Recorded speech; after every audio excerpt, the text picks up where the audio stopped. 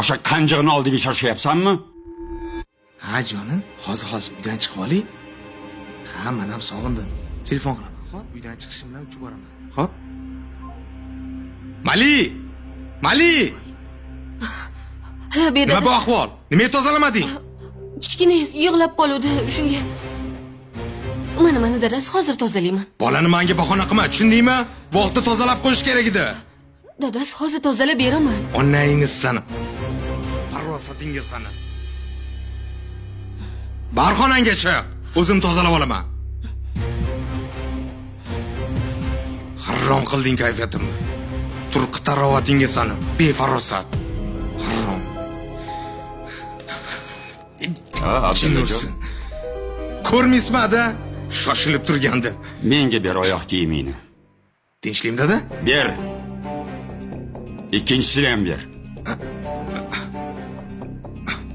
Dada nima qilmoqchi? Eshikni och. Dada shoshilib turibman, nima qilyapsiz? Nima qilganim? Sen nima ish qilding? Qayerga shoshayotganingni bilmaydi deysanmi? O'sha qanjig'ini oldiga shoshayapsanmi? Ha? Hozir kelinga nima deding? Onangni deb so'kdingmi? Padaringga la'nat dedingmi? Harom dedingmi? Dada, endi bu keliningiz bilan meni o'rtamizdagi gap. Siz aralashish shartmi? Yo'q. Bu oilamizdagi gap. Tushundingmi? Kimni padariga la'nat deding?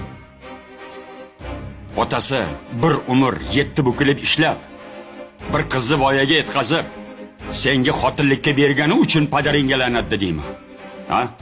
Yoki onasi qizini kiprigida katta qilib, senga xotin qilib berganligi uchun onasidan so'kdingmi? Harom dedingmi? Kelinim nima harom ish qildi? Men bu qizni senga halol to'y qilib nikohlatib olib berganman. Senga ikkita farzand tug'ib berdi. Shuning uchun harom dedingmi? Harom deb bilasanmi kim aytadi? Ikkita bolang bo'la turib, oilangni buzmoqchi bo'lganlarga harom deb aytiladi. Tushundingmi? Ana o'shalarning padariga la'nat. Ana o'shalarning onasini so'kkin. Aqlingni yig'ib ol o'g'lim. Ikkita yo'ling bor. Bittasi hozir uyda qolib, xatoyingni to'g'rilaysan. Yo bo'lmasam ikkinchi yo'ling. Mana shu oyoq kiyimingday uydan chiqib ketasan. Tushundingmi? Ayoldir u. Orzusidan kechib goho yori uchun qilgan vafo. Ayoldir u. Ayol